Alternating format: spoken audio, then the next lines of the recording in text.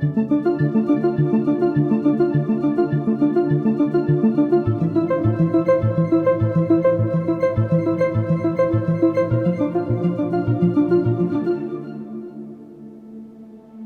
je suis entré à l'hôpital quand j'ai appris qu'il fallait que je subisse une chirurgie à cœur ouvert. C'était pour remplacer une valvule qui ne fonctionnait plus. Alors, j'ai premièrement rencontré le chirurgien avec qui j'ai eu une rencontre sympathique. C'est manifestement un homme très spécialisé.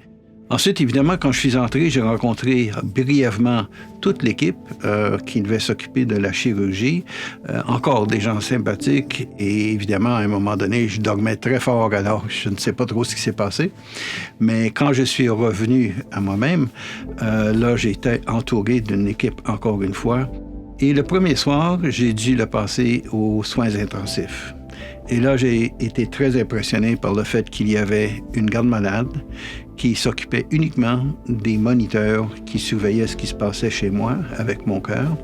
Alors, le deuxième soir, la même dame est venue me voir pour me dire « Bon, ce soir, M. Lagacé, je dois m'occuper de 2 patients. » Alors, je lui dis « Mais hier, vous vous occupiez de combien? » Elle dit « Seulement de vous. » Alors, tout ça pour dire que c'est une attention particulière que j'ai trouvée vraiment impressionnante. Et ensuite, j'ai passé 7 jours à l'hôpital comme tel, comme patient. On a affaire aux gardes-malades et c'est elle vraiment qui s'occupe du patient, jour après jour et heure après heure. Et ça, il faut dire que j'ai trouvé que c'était des personnes exceptionnelles, dévouées.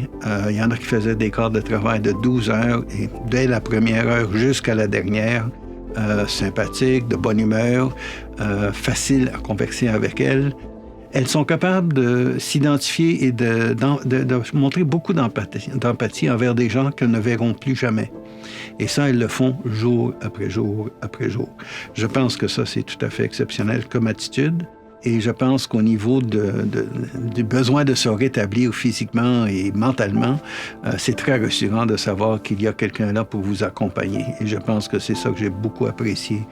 Moi, je voudrais quand même souligner le fait que j'ai constaté d'une façon très concrète que si le Canada ne profitait pas de l'immigration, nos soins de santé seraient terribles.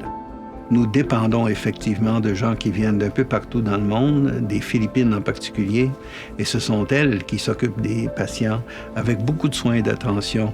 Et ça m'a frappé de voir comment notre système de santé dépend vraiment de gens qui sont rendus au Canada via l'immigration. Et ça m'a impressionné aussi.